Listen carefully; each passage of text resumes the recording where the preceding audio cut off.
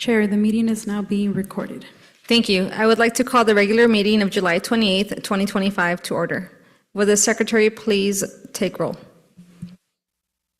Commissioner Escamilla, Here. Commissioner Leo, Here. Commissioner Oliva, Commissioner Pham, Here. Commissioner Wu, Here. Vice Chair Benninger, Present. Chair Ramos. Present. Chair, quorum has been reached at 5:34 p.m. Thank you. We're now going to rise for the Pledge of Allegiance, and I'm actually going to ask Vice Chair Benninger if he would like to lead it today.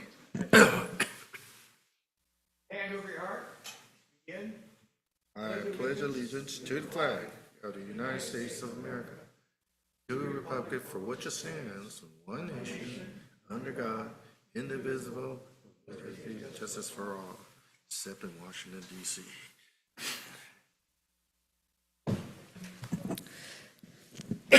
Before we begin, I would like to remind my fellow commissioners to turn your microphones on when speaking and off when not speaking.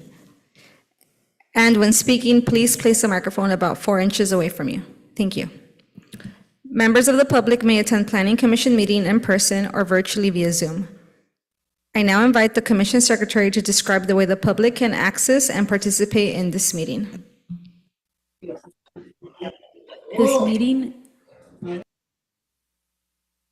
This meeting is being live streamed via our portal at www.santa-ana.primegov.com/public/portal and on YouTube at www.youtube.com/City of Santa Ana videos.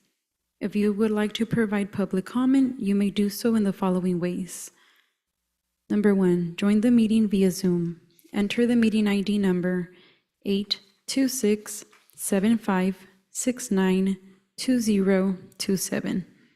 When the item you wish to comment on is being discussed, please select the hand icon to indicate that you would like to speak. Once called upon, remember to unmute yourself and state your name for the record.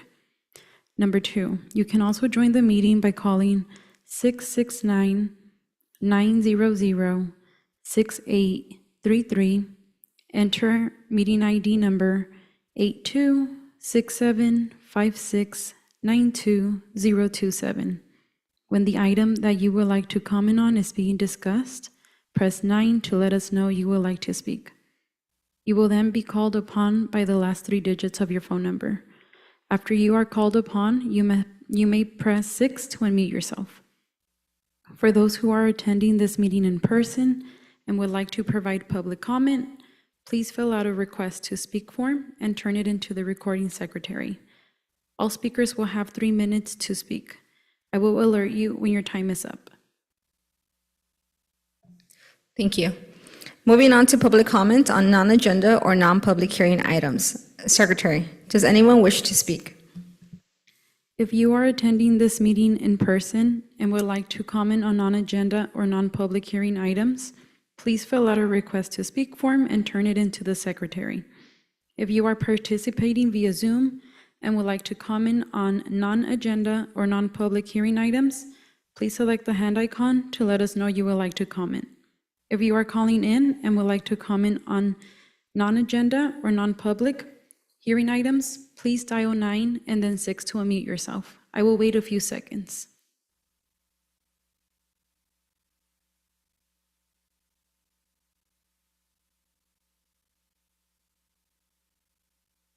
Chair, we have one speaker. Kim, if you could please unmute yourself. Good evening, Commissioners. Thank you for this opportunity to make a public comment. I'm Kim Fortune. I'm the director of EcoGovLab at the University of California, Irvine, and I'm speaking here in partnership with Yesenia Murujo, who's a resident of Cornerstone Village. We submitted a public comment along with Yesenia Camacho, who's another EcoGovLab researcher, in writing earlier today, but we're told that it was off agenda, so wouldn't be put on the public record. But I would like to just briefly comment for your consideration. What our comment stated is that at one of the zoning update meetings held in May, we were told about the possibility of an overlay being included in the zoning code update that would bring important, much-needed environmental protections and community development provisions to the Cornerstone neighborhood and surrounding areas.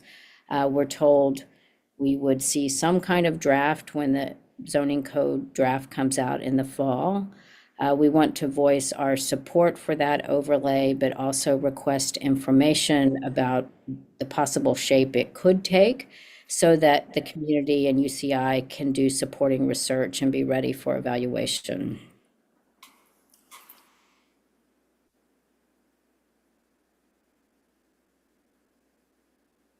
Thank you for your comment. Were those all our speakers, Secretary? Chair Ramos, yes, those are all the public speakers. Thank you. Moving on to the consent calendar. I'd like to move item A and B. Thank you, Commissioner Wu. Is there a second? Second. Thank you, Commissioner Leo. Secretary, may you please call for a roll call vote? Commissioner Escamilla, Aye. Commissioner Leo, Aye. Commissioner Oliva, Commissioner Pham, Aye. Commissioner Wu, Aye. Vice Chair Benninger, Aye. Chair Ramos. Aye. Aye. Motion approved by majority vote with Commissioner Oliva absent. Thank you. That concludes the consent calendar. Moving on to the public hearing. I will now review the process for the public hearing so that everyone knows what to expect. Staff will provide a presentation and answer questions from the commission. The public hearing will be opened. The applicant will be given the opportunity to speak, limited to 15 minutes. Members of the public will be given the opportunity to comment, limited to 3 minutes. The applicant will be given the opportunity to respond to comments made by the public, limited to 5 minutes. The public hearing will be closed. Discussion will return to the commission with formal action taken to approve, deny, or continue review of the application. Please consider the following suggestions when organizing your comments. Please state your name. You may state your address, but it is not necessary. State whether you support, oppose, or are neutral to the proposal. Your statement should include all pertinent facts within your knowledge. Please note, decisions on these matters are final unless appealed within 10 days by any interested individual or party. Recommendations on these matters will be forwarded to the City Council at a later date for final determination. Item 1. This is the time and place for conditional use permit number 2025-12 for the property located at 1030 East 4th Street, located within the Transit Zoning Code SD 84 zoning district, within the urban neighborhood UN-2 subzone. Before we begin, do any commissioners have anything they wish to disclose with regard to this item? Commissioner Leo? Yeah, just spoke with Representative Patrick Strader. He gave me a phone call, I would say, this last, oh my gosh, Friday about the project. Thank you. I received a similar phone call from a representative of the applicant concerning the property, asked if I had any questions, and I didn't, so. Thank you. And I apologize, commissioners. May you please state your names for the record? Sure. Manuel Escamilla. Chris Leo. Thank you. Do any other commissioners have anything to disclose? Thank you. The case planner, Nancy Tran, will provide a brief presentation. Good evening, Commissioners. The item before you is CUP 2025-12, a conditional use permit request to allow the expansion of an existing self-storage facility, including modifications to the required yard standards at 1030 East 4th Street. Staff recommends that the Commission adopt resolution approving conditional use permit number 2025-12 to allow the expansion of an existing self-storage facility, including modifications to the required yard standards as conditioned. The subject property's general plan designation is UN 30. It is within the Transit Zoning Code SD 84 zoning district and subzone urban neighborhood UN 2. Surrounding land uses include an eating establishment and recycling facility to the north, industrial use to the east and south, and residential to the west. The site is approximately 3.5 acres, spanning between 4th and 1st Streets, with frontage also along Standard Avenue. In 1994, the subject property was constructed as a self-storage facility consisting of 8 buildings and a manager's unit. The property was originally located in a heavy industrial or M2 zoning district, which required only administrative approval for this type of use. Since its construction, the property has continuously operated as a self-storage facility. In June 2010, the Transit Zoning Code, also known as SC 84, introduced zoning overlays. These included light industrial M1 and heavy industrial M2 overlays, which continue to permit industrial operations on properties within SD 84. In March 2024, the applicant submitted a new development application for this site. Since then, they have been working closely with city staff to address various concerns. These include reviewing both on-site and off-site improvements, as well as ensuring compliance with development standards required by the M1 zoning. In June 2025, new zoning amendments were adopted, taking effect on July 17, 2025. These amendments are designed to address environmental justice concerns, promote compatibility between residential and non-residential uses, and protect public health by eliminating incompatible, noxious, and hazardous uses near sensitive receptors. Specifically, Ordinance Number NS-3081 amended the municipal code, revising land use regulations, permitted use types, and standards for non-conforming uses within the SD 84 district. And Ordinance Number NS-3082 removed the industrial overlays M1 and M2 within the SD zoning district. The redevelopment will involve a portion of the existing extra space storage facility. As part of this plan, 2 existing one-story storage buildings will be completely demolished. This includes the current rental office and manager's apartment. Additionally, partial demolition will occur on 2 other one-story storage buildings on site. In their place, a new 3-story self-storage building will be constructed totaling 91,558 square feet. This new structure will include a 1,147 square foot rental office and a 680 square foot manager's apartment.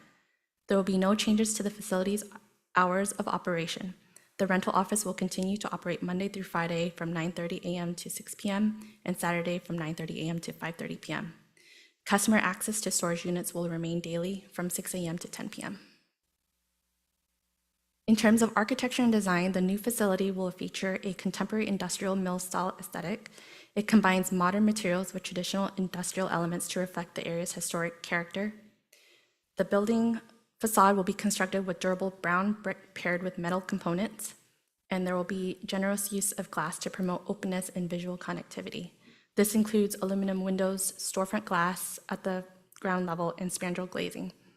The spandrel glazing is strategically used for articulation purposes while minimizing visual intrusion onto the adjacent residential area.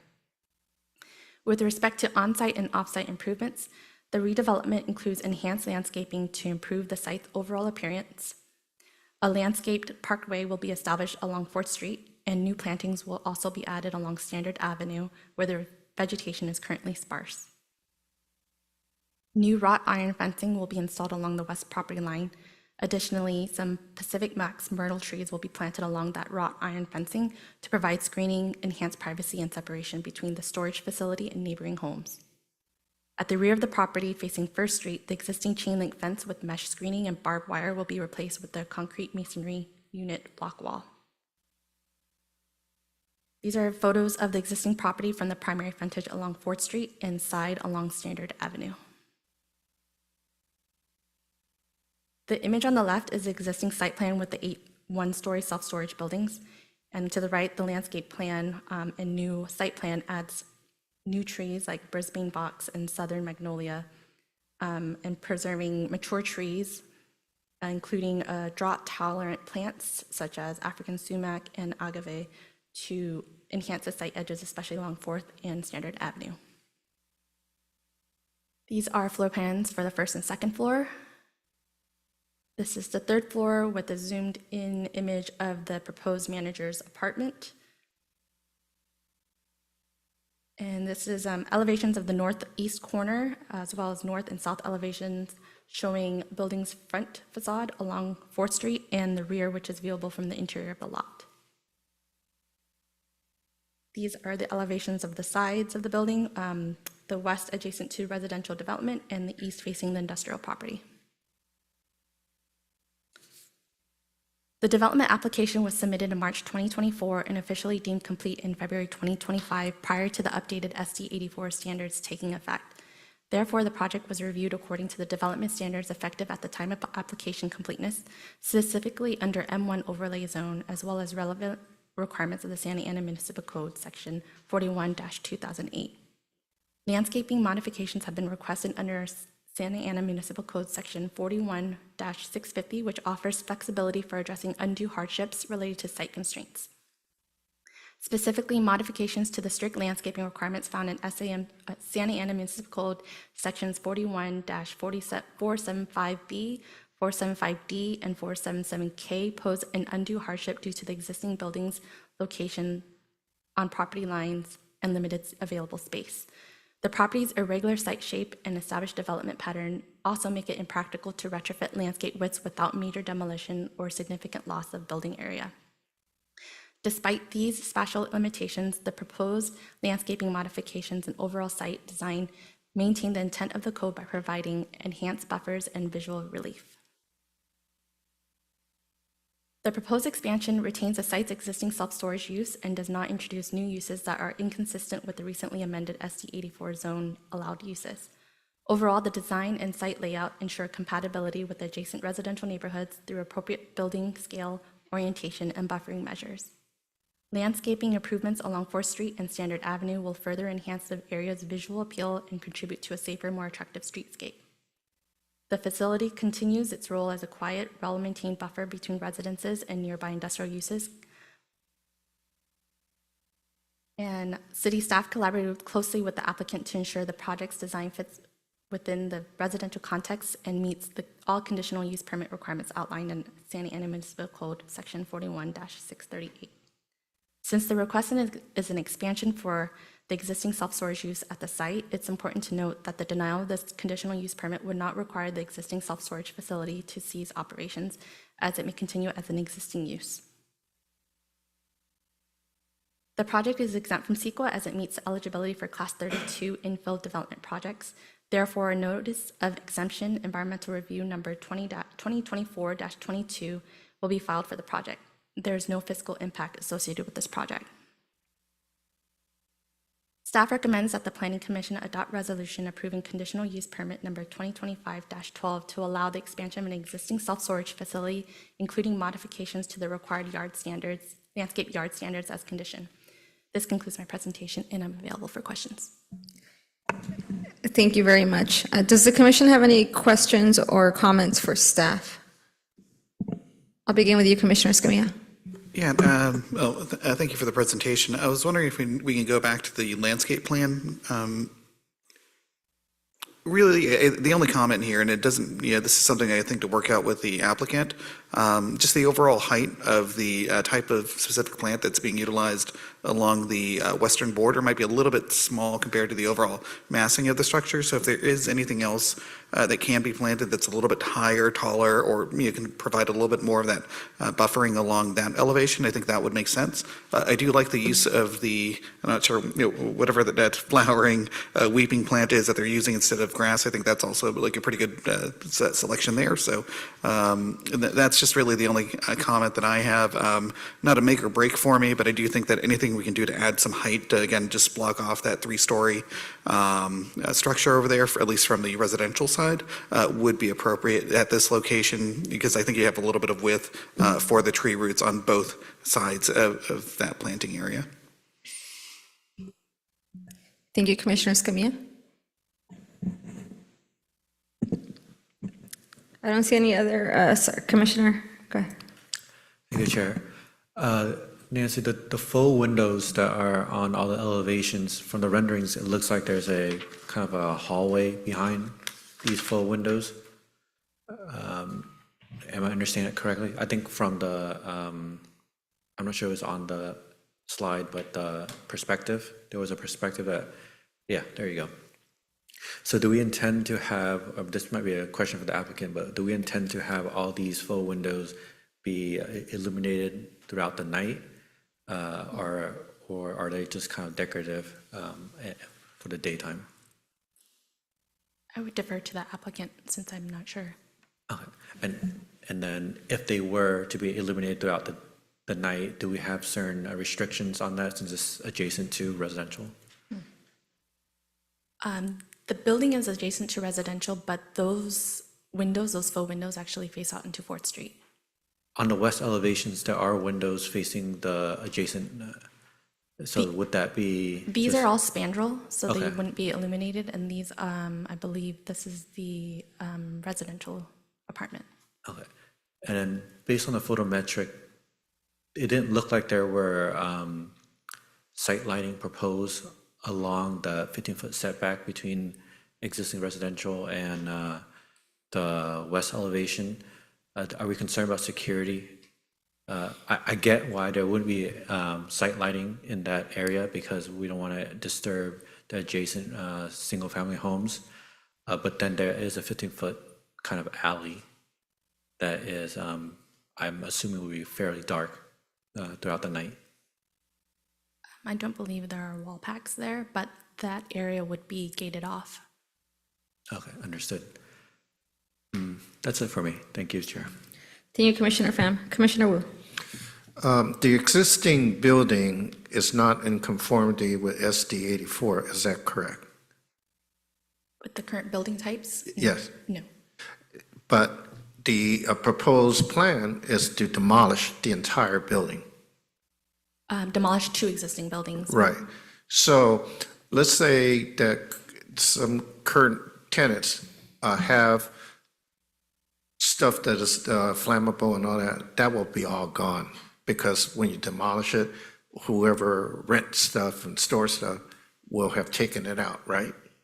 I believe so. That would be required. So for it to be when you build a new building, you will have enforced to be in compliance with SD 84, right?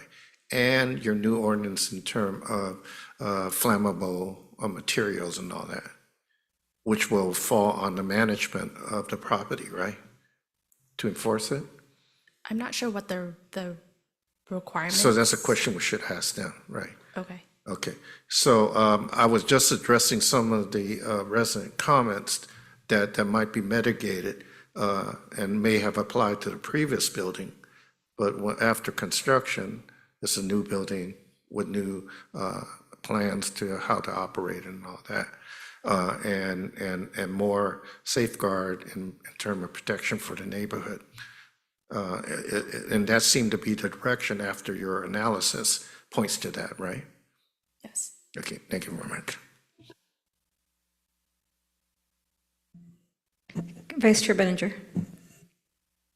The applicant, do they also own the extended storage that's on Barranca and Jamboree area? That I don't know. Don't know. Okay. I said a question for them. The manager will be there round the clock? He's living there? Yes. Okay. And so that should improve security in that area. Okay, thank you.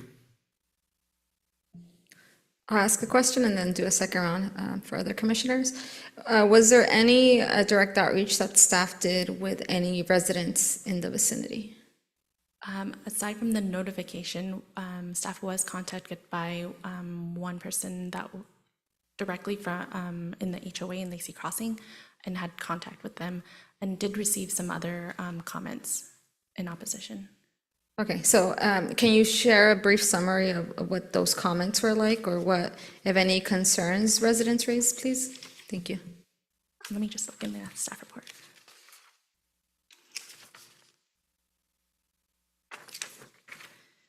They expressed concerns that it would affect the community's health, safety, and quality of life, environment, and property values.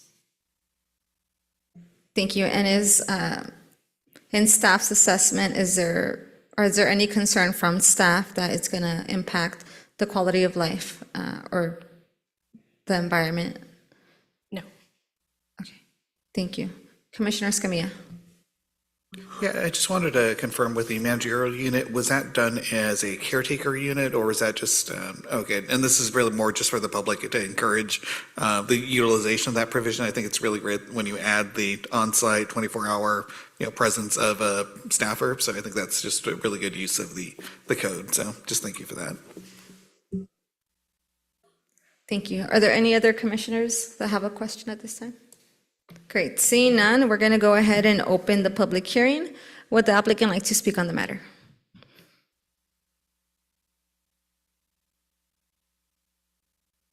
I'm Danny Morris. I'm the Director of Development for Extra Space Storage out of Salt Lake City, but I'm very aware of your city, and I've now been in communication with staff, and our team has been working since the end of 2022. And I have to tell you, initially, Chair and Commissioners, staff here, my team behind me is exceptional. We work all over the place. And we've found staff here to be like top rate response, helping us problem solve. We actually did several rounds of our design with their input, and we're actually really grateful that we had that input. So initially, I'm going to work backwards a little bit on comments. So our store manager's name is Manny De La Rosa. I actually just talked with him again.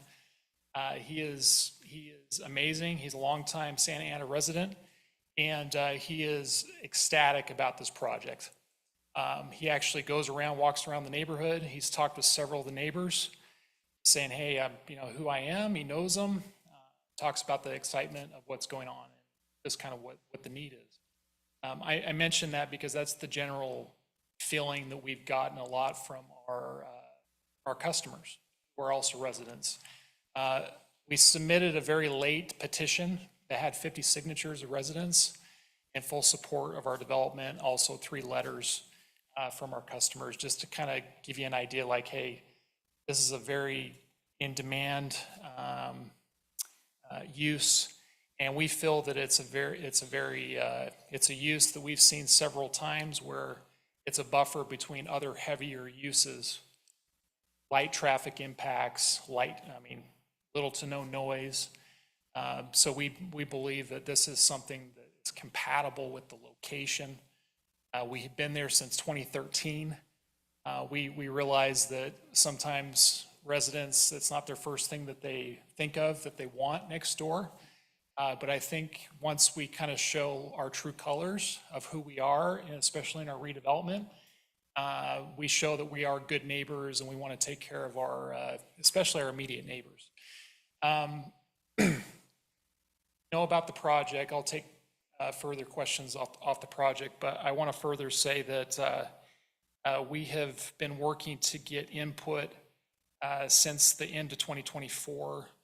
We reached out to HOA, and then as of recent in June, we reached out again, and we weren't getting any feedback, so we were proactive in getting our mailers out, and we actually had a neighborhood meeting on the 14th.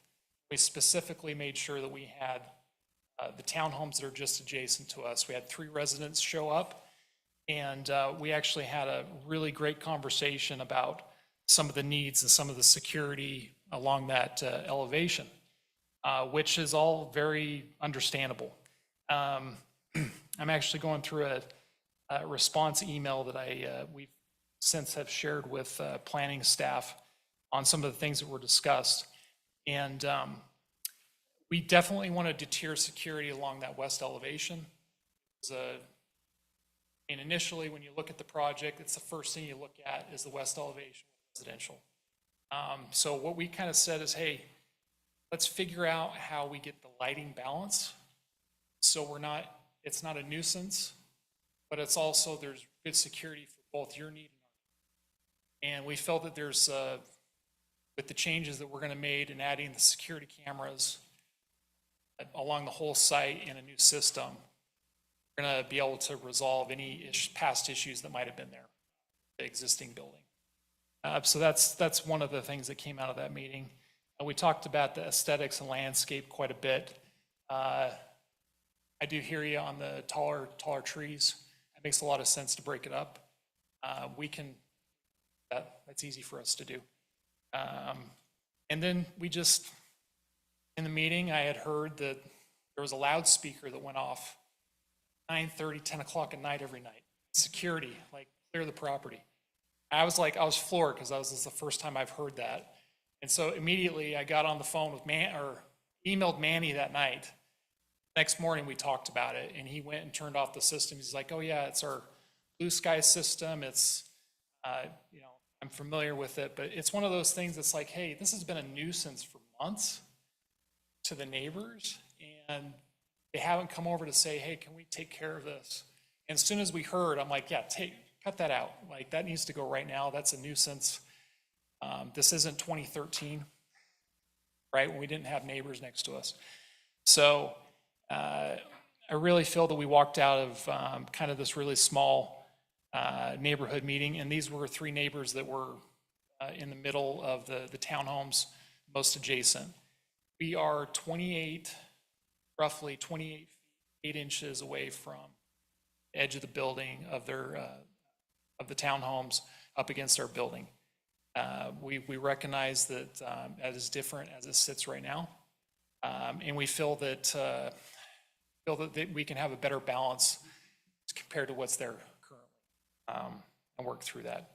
So outside of conditions that we take from this meeting, I just give a personal promise that we'll take care of whatever we need to with our neighbors. So if there's any continued issues, if there are any challenges that come up, whether it's the start of construction or whatever, we'll work through it. We also wanted to make sure that the email that I got out, if we need to make it a condition of approval, and we had heard that a windstorm last year took out a bunch of trees, so we're just like, hey, this is a good gesture, we'd like to replace some trees.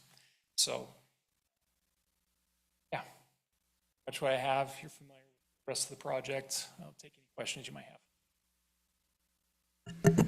Thank you. I'll begin to take questions. I'll start at this side now. Commissioner Wu? Out of curiosity, it's a 3-story building, right? Correct. How do I get my stuff up the dirt floor if I have a storage unit up there? So elevator system. Okay. And so with the operation with a 3-story, it's different from when you have 1 story and you have like, what, 30,000 more units of storage? So roughly 500 and something more units. And compared to first story to the third story, the third floor will have smaller units, type situation. And office hours are 9:30 to 6:30, something like that. And, Weekdays. but the facility is open to storage from 6 to 10 in the evening, right? Okay. So it doesn't seem to overlap, and you have 1 manager for the 3 stories, right? So we have the manager that has the apartment, or what we consider the apartment. There's actually 2 other employees that work there Okay. as well, and they rotate. And yeah, we have more managers. So you got coverage 24/7 and rotating people walking through, Right, and this is, and cameras. yeah. I mean, all around, when we're able to start with a clean slate on a building, we're updating a lot of things that are gonna make it a lot easier to manage. And It seems so. I just want to get it on record. Thank you Yeah. very much. Sure. And to go back, probably don't want to address this, but the spandrel on that west elevation, no lighting, there's no plans, there's no hallway system behind that. It's decorative. So that was one of the purposes, a lot of the back and forth with staff was, let's make sure that the lighting it's a residential feel. If somebody's come walking out their door, friend over, they turn and they feel like an apartment next door. Thank you. Commissioner Pham? Yeah, I appreciate your last comment. I think that's the first thing someone would have in their mind is that there's a 3-foot or 3-story building next to their home, that it kind of contextually fits in. And I really do appreciate from the building design, because it does look like an apartment, which I think is great. I think you've heard my concern is just that 15-foot landscape setback. I know that there is a security gate upon reviewing the site plan. I would just encourage, this is not an ask, just an encourage that, to, if you have staff circling throughout that area, just because we've seen other properties throughout the city, the owners have had the intention of kind of fencing off these interstitial spaces, but, you know, there's illicit activities that might take place, and it's protecting you as well as protecting the adjacent residents. So I appreciate that, and I would encourage that. Going further with that thought, the conversation that we had within the neighborhood meeting and talking specifically about that, we've recognized, like I said, there's a balance with the lighting, but also the cameras. And we feel that if we can get appropriate cameras, not intrusive to their privacy, but are able to help us, it's motion detection, notifying a manager, we feel like we can be more on top of that than we are even now. Right. And the existing, the main storefront, those windows, are they artificially lit up throughout the night? So as of right now, yes. Okay. If there's a city code that we need to conform to, we can do that. I would even say, I don't believe, I'm just thinking about angles from the residence home, signage. If there's even I'll say that if there's no, it might not be a condition that's out there, we'll consider, it's not a nuisance to them. No, I mean, if it's not adjacent to residential, I do appreciate it being lit up, just because there's a sense of security within the area. So I think it's appropriate. But that's all my questions. Thank you. Thank you, Commissioner Pham. Vice Chair Benninger? Again, my earlier question, are you guys related to the extra storage that's located on Varenka? No. No? Okay. Which brings me back to the lighting, also concerned when I first read this. I don't know if they have window glazing or just the way the lights are set inside, that when you see there, it doesn't light out outside the windows per se, as what you would expect. So are there something that you're going to be doing in that effect? So the display, we call them display cases. Okay. So they will be off the frontage. You'll see the doors. Different qualities of the display cases, best way I can put it. Because if it's your business, right, you'll take attention to that, whatever business you're in. But when I drive past self-storage facilities, I look at the display cases, I'm like, that's poor. Ours, we have enough of a setback, but we also don't try to project the light too far. There's actually a kind of science to those windows. Try not to blind you as you go driving past, but at the same time, it's visually, you can see that it's storage. So we try to keep a balance to that. How many windows are on there? It's not glass, and so forth. If you do what they have done, you will achieve that, where the light does not come shine out into the neighborhoods per se on it over there. Also, to go back to what Commissioner Wu asked, will these lights be turned off, say at midnight, or will there be time that those lights will not be on? I'd actually like to visit with whatever code. I'm not familiar with time and let's get shut. We can visit with that. Okay. I don't think there's any, correct me if I'm wrong, City, I don't think there's any regulations on it. Just, it's nice as I went by there, say at midnight, the lights are not on, you can't see in to the building after midnight. Up to that time, the lights are on. So I don't know, they time it with their hours of operation there, but if you just go down Barranca, you'll see what I mean on it per se, on it. The residents that are living next door that's in the town housing, how tall are those units? Are they 2-story, 3 stories? They're 3 stories. So the same height of what you're proposing then on it? Okay. And what will they see from their front doors? From their front doors, they will see the adjacent townhomes in front of them, so the way that they're oriented. But if you come out and you turn left or right, then you see our building would be 29 feet. Gotcha. Okay. Because when you look at the south elevation, and I couldn't quite figure this out, is that facing what looks like the industry? That's facing the rest of the existing drive-up property. Okay, There's just a balance and a thought to it that tried to break up the metals. but there's not going to be townhomes that people are going to be seeing that. No. That's what I'd like to act at. Okay, and I'll just ask this for the record, there is no outside storage here, it's all inside? Correct. Okay. You brought a very interesting point, I didn't realize, is there a security issue that you have right now with these storage units? Repeat that again. I'm Is sorry. is there a security issue with your present storage units? No. Okay, I mean, just in general, I mean, there might be issues that come up, but I mean, I just talked with Manny just to touch base and see where things were at. And, you know, things do come up, but there's nothing like this site, it's very noticeable if we've had multiple issues, and we haven't had this at the store. So recognize that we can always do better, but we don't feel that there's a chronic issue at the site. all set, thank you. Thank you, Vice Chair. Commissioner Leo. I just appreciate you took care of the nuisance. If you could call Disney, those of us that live in Santa Ana, and the fireworks go off between 9:30 and 10, that's a nuisance. My family benefited from that last year, so I appreciate your sacrifice. Thank you, Commissioner Leo. Commissioner Escamilla.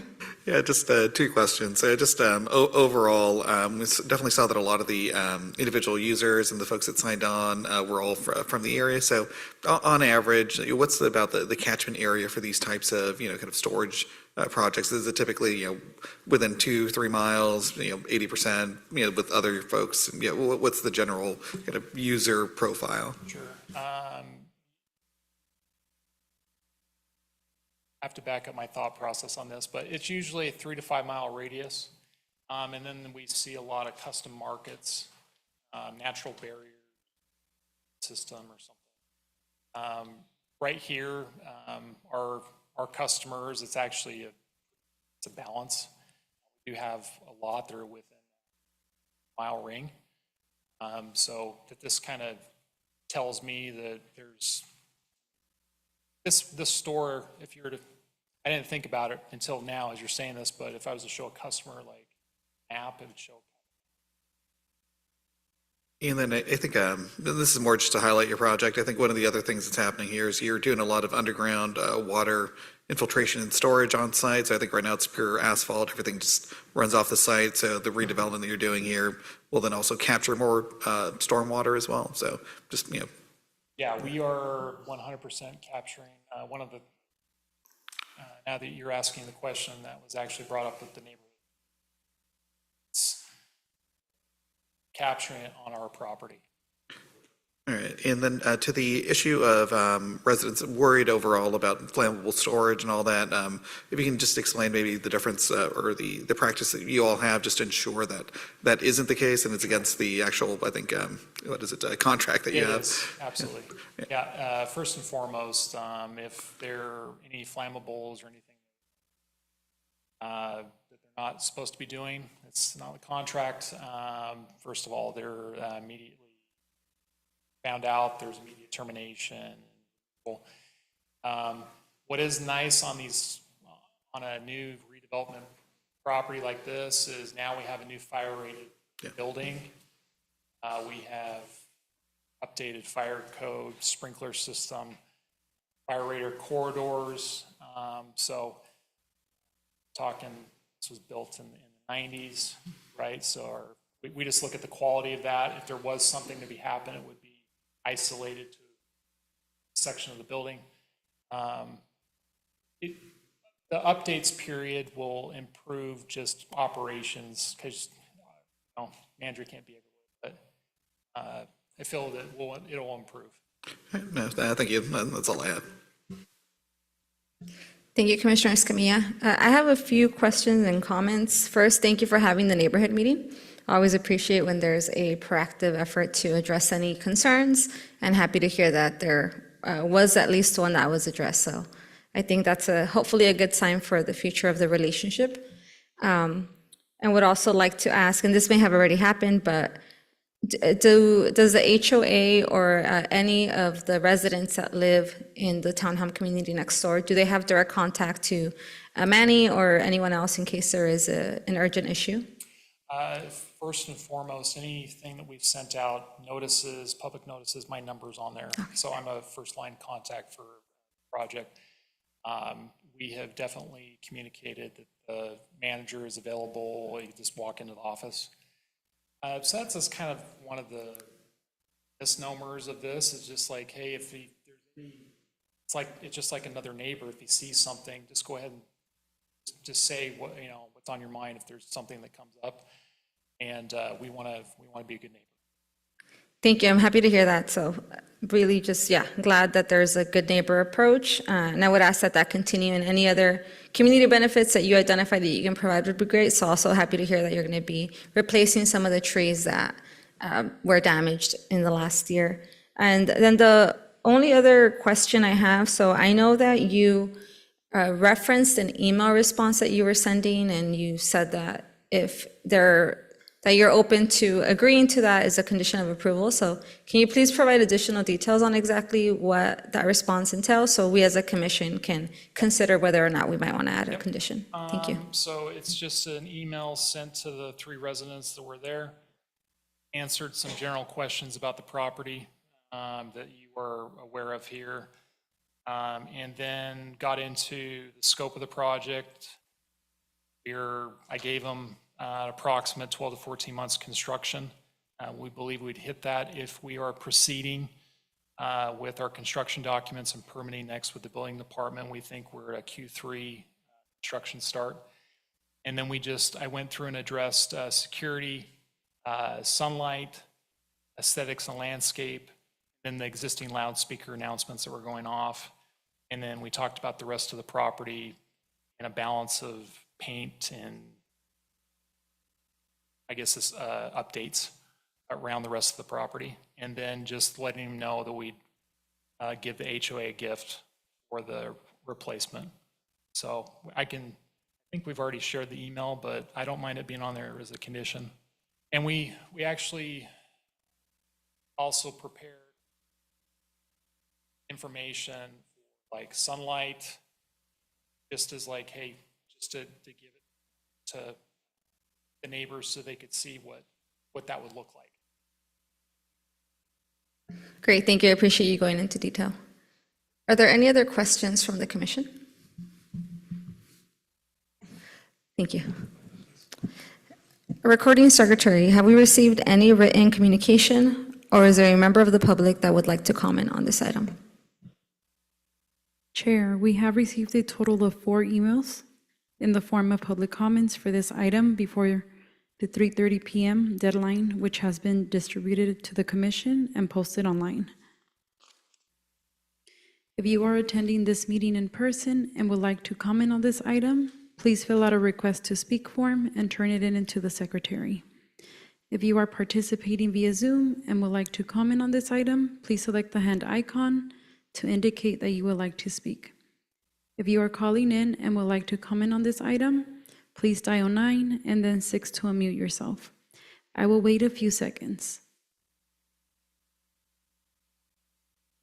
Chair, we do not have any speakers. Thank you.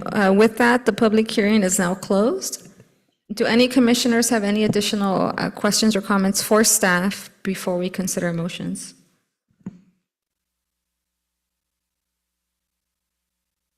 I'll ask a question of staff. Staff, is there anything in the response from the applicant to concerned residents that you may recommend the commission add as a condition of approval tonight? Or anything that's not already being addressed or referenced in the current conditions? Modification to the trees proposed along the west property line? Thank you. So that's currently not a condition, correct? No. Okay, so I would ask that we make that a condition of approval.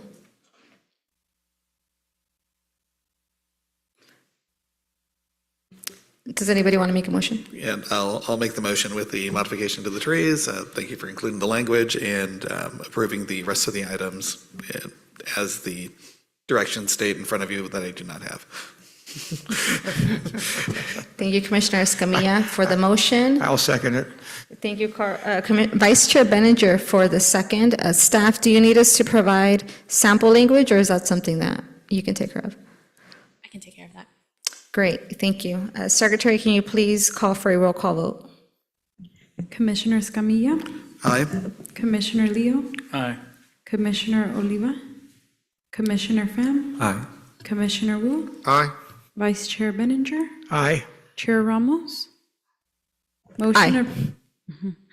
Motion approved by majority vote with Commissioner Oliva absent. Thank you, congratulations. Moving on to item 2.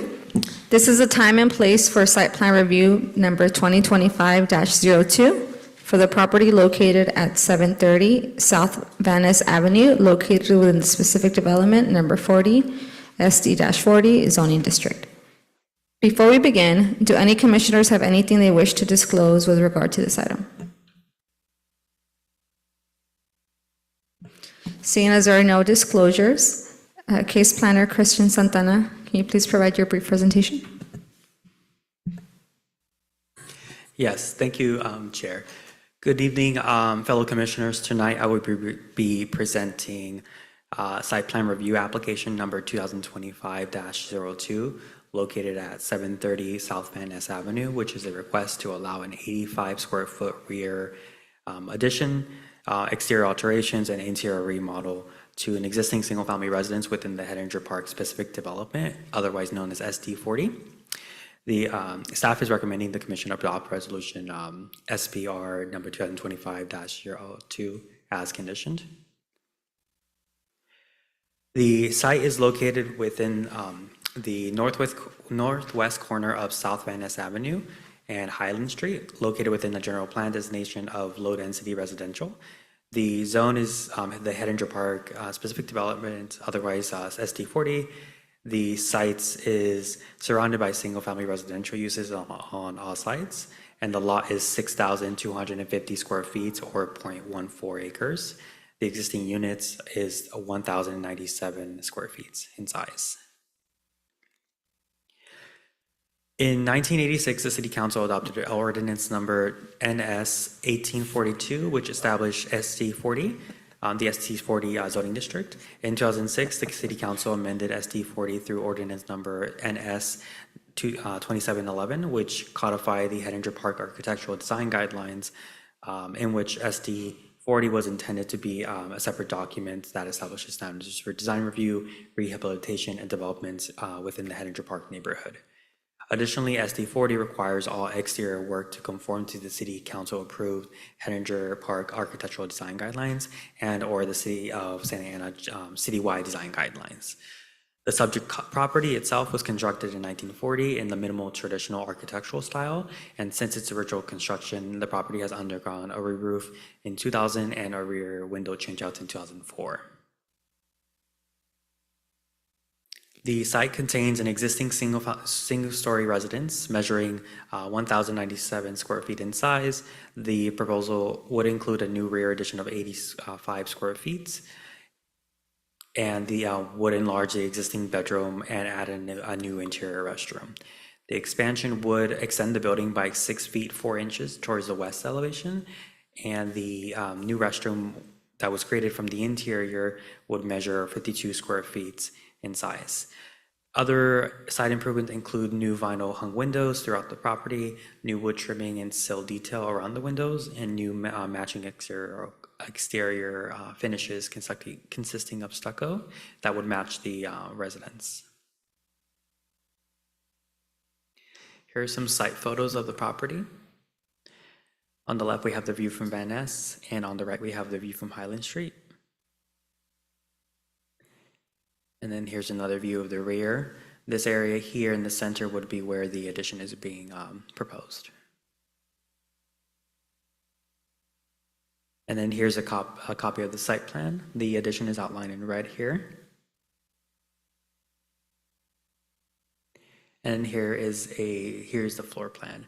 This is the area of the new addition, and this is where that new interior restaurant will be located. Here's an elevation plan. This is the proposed elevation of the frontage, and then this here is the proposed elevation of the rear. And this here is the addition as well. Pursuant to SD 40 and the Hettinger Park Architectural Design Guidelines, new construction and major modifications require approval of a site plan review application with the city's planning commission.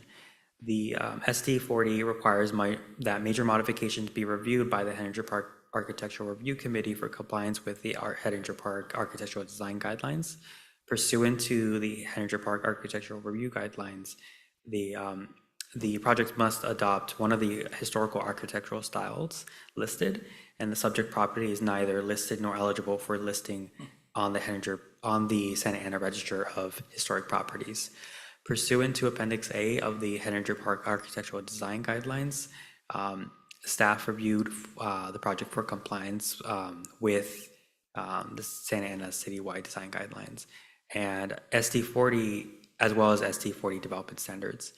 The project, as proposed, meets all the required SD 40 development standards, including but not limited to lot coverage, heights, as well as setbacks. For the project at hand, the applicants adopted to select the architectural design of minimal traditional as required by Chapter 6 of the Santa Ana citywide design guidelines. As required by the city Santa Ana design guidelines, the modifications that are proposed are compatible in size, scale, massing, design of the nearby homes and neighborhood. The proposed work is compatible with the existing architectural character of the neighborhood and is designed to be architecturally appropriate. Is designed to include architecturally appropriate exterior materials, roof styles, as well as architectural massing. The staff has worked with the applicant to ensure that the allowable modifications were consistent and compatible with the neighborhood as required by the Santa Ana Architectural Citywide Design Guidelines. In terms of CEQA, pursuant to the California Environmental Quality Act, otherwise known as CEQA guidelines, the project is exempt from further review pursuant to Section 15301, Class 1, existing facilities. The project consists of an addition, an increase of less than 50% of the structure before the addition. Initially, based on the analysis, a notice of exemption environmental review number 2025-57 will be filed for this project. So there are no additional physical impacts associated with this project. With that said, staff is recommending approval of adoption of resolution approving site plan review number 2025-02 as conditioned. Staff is available for any questions, and we have the applicant available in the audience as well. Thank you for the presentation. Does the commission have any questions or comments for staff? And I'll begin with Commissioner Escamilla, who looks very eager. Thank you, Jared. No, it's mostly just obviously, well, as always, thank you for voting me in for the Historic Commission. But as with the Historic Commission hat on, this seems like something that probably should be going to Historic Commission. I know the code doesn't allow for that, so I guess as we clean up the code and have the opportunity for some modifications, I think this would be an appropriate item to then kind of move over to the specialist over at the Historic Commission, because at this point, I feel that their input would probably be more valuable just from, for dealing with historic properties overall, though I know why it's in front of us. So that's the kind of first general comment. Number two, I had a question as to how many people do we have on the Hettinger Park Architectural Review Committee currently? Formally, currently, there is none. There's none, okay.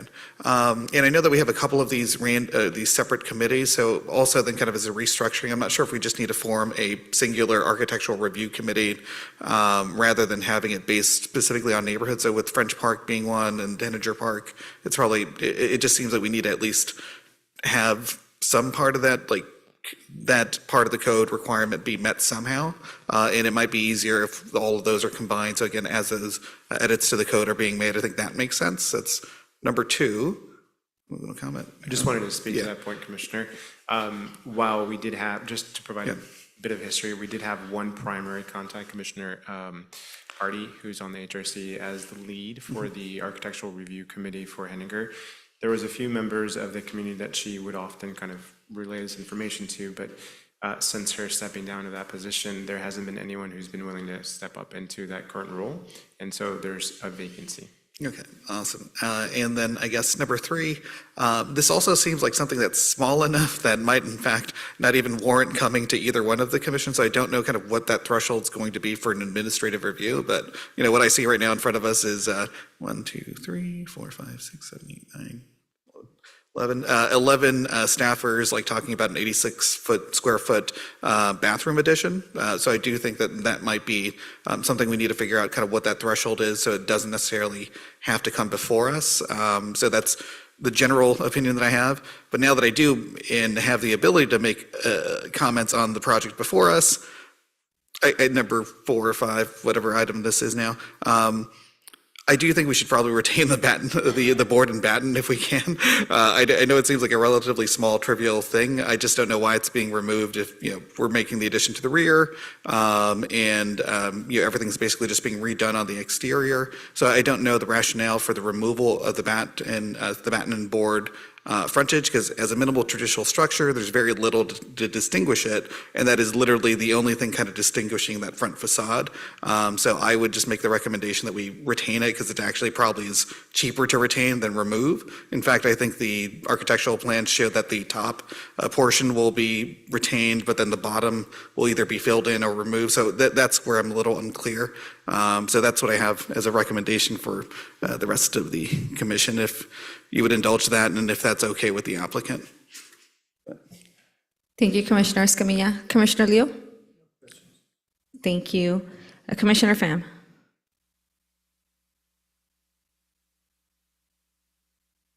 No questions. Thank you. Vice Chair Benninger? No questions.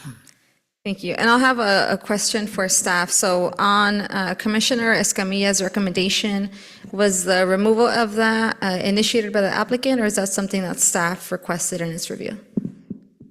And if it was staff requested, why? It was initiated by the applicant. Okay, thank you. So I'm gonna go ahead and open the public hearing now. Would the applicant like to speak on the matter?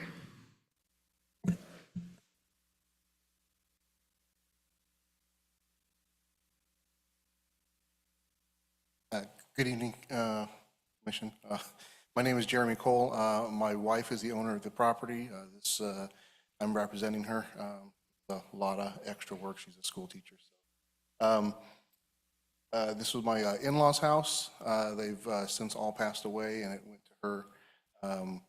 And we were just working to put it back into the condition that they always wanted it to be in. And we're not trying to do anything overly special. We just want to make sure it's a pretty house in a nice neighborhood, in the neighborhood that we grew up in. We're both from Santa Ana, so we want to just continually beautify the city. It's where we grew up. For the question of the board and battens, I've done a lot of various jobs, one of them being pest control, and wood next to ground is a termite concern. And the biggest part is I've seen board and batten on the upper side, and to me, between sprinklers, rain splashing, all sorts of other things, and termites, board and batten on the top makes more sense, but that's different from what the house originally looked like. We did keep, though, the planter, I'm not sure all the architectural terms, I'm an engineer. The little planter stands that go all around the front of the house, so we do believe that there's still architectural detail there, and a lot of that board and batten was previously covered up by rose bushes and things like that. So we're intending to have that area covered again. So we don't think it takes that much away, but we do understand that part of it. But it almost to us seemed like an upside down version of it, and that's the reason why. Thank you. So I'll just ask that you remain there in case any other commissioners have questions. Do any commissioners have questions for the applicant?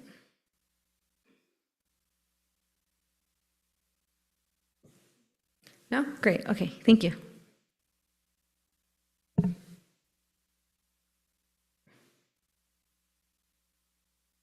Okay.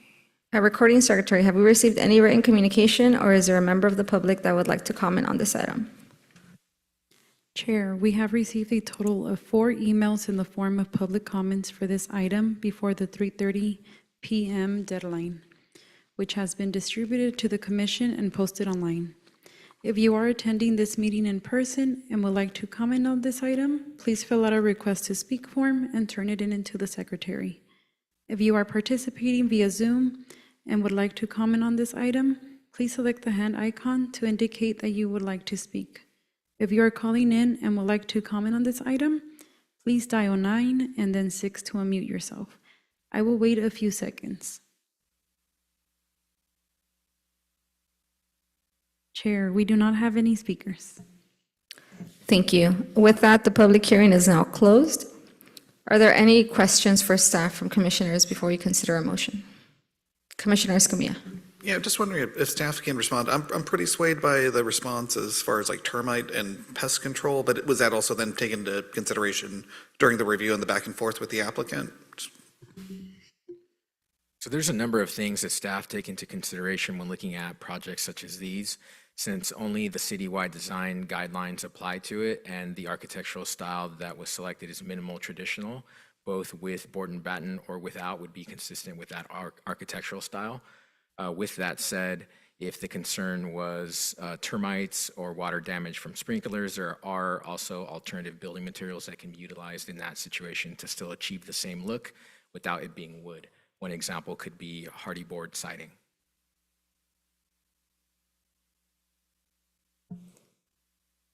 Thank you.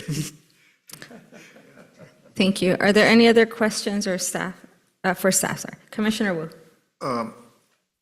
The traditional style there is something that was quickly mass-produced during the 1930s, right?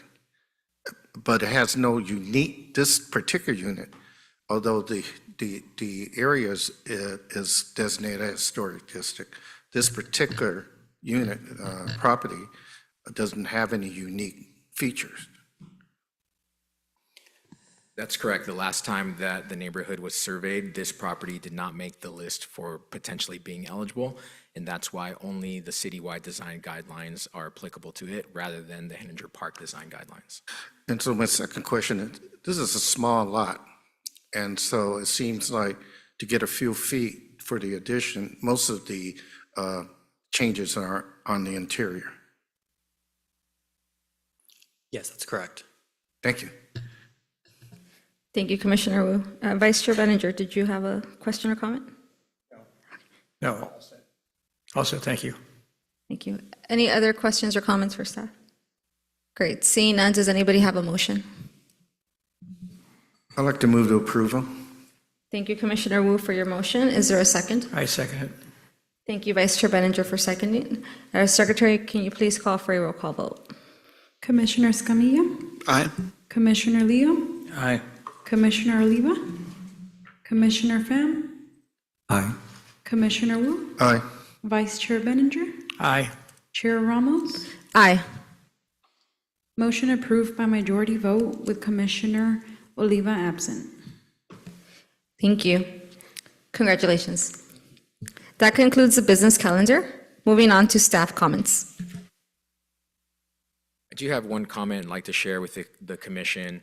I'd like to congratulate Principal Planner Pedro Gomez on the soon-to-arrive addition to the family. It's going to be baby number 2, so he's going to be out of the office for some time. Congratulations, Pedro.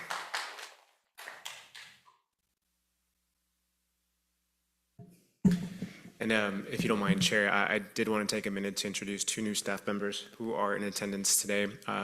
After months-long recruitment, the city hired 2 new Assistant Planner 1s. We have Byron Luke, if you could stand up, and then Vivian Wu. And we're really excited to have them on board. It's been a long time since we had the Assistant Planner positions, and we're excited to see the impacts that they make to our department. So thank you. Thank you. Do commissioners have closing comments? Commissioner Escamilla. Yeah, I'll just say, well, welcome aboard. Yeah, it's a great department to work for. I miss it every day. Commissioner Leo. Thank you. Commissioner Wu. Welcome aboard and congratulations. You know, Papa. Thank you. Commissioner Pham. Welcome on board. Hopefully the planning emails get answered a little bit quicker. I'm just kidding. No, but I think what Commissioner Escamilla brought up about just the general process of projects that are so small for it to come in front of us, whether or not there is a process that we can explore to move, create a threshold to make it become administrative. I think that would be great. Just I think similar to when we were thinking about those cell towers, those renewals, maybe those can be administrative. I think that would be good as well. So it's just something to kind of in your pipeline of a lot of things to discuss within the internal team. Yep, that's all. Thank you. Vice Chair Benninger. Welcome to the city. A lot of times we forget how much is really going on in the city, and it's very dynamic right now. Pedro, congratulations on the new addition. You didn't say boy or girl, but as long as mama and the baby's healthy, that's all that matters. I have 2 boys. 2 boys. Congratulations on it. I want to thank staff for all the hard work that they end up doing. These meetings run very smoothly because of all the work that you guys do in preparation. So I just want to say thank you. Thank you. I'm also going to welcome Byron and Vivian. Welcome. Congratulations on coming to the oldest and best city in the county. Pedro, also congratulations on your... reclaiming my time. Congratulations, Pedro, as well, on your growing family. And then I also actually did have a different comment. So I know the first public comment we heard was from, I believe, the UCI Ecolab, and then a resident at Cornerstone Village. So they said that their comment wasn't going to be included in the public record. I just wanted to check if that was true. We can check and we can include it. However, it seems like their comment was related to the comprehensive zoning code update, but it can definitely be included in the comments for non-agendized items. Thank you. Yeah, I would ask that it be included in the public record, just so that we have record of that. And then would also like to ask staff if you can please instruct the consultant working on that zoning code update to please contact whoever the commenter was from the UCI Ecolab, along with any interested residents in the Cornerstone Village. I think the comment was to remind staff that you guys promised to provide an overlay as in response to the public hearing comment. Thank you, Commissioner Wu. Yes, they wanted to follow up and also ensure that they were a part of the development of that policy. Thank you. I recognized Professor Fortin's voice. We do have her email, have been in communication with her throughout the life of this project, and we've shared the different strategies that we're undertaking to address the EJ concerns that the community have voiced. So we'll be share what we plan on presenting to this commission and the city council moving forward into the fall with that group. Thank you. Thank you for that clarification and continuing to do that. Awesome. Well, with that, the meeting is adjourned at 6:47 p.m. Our next meeting is on August 11th at 5:30.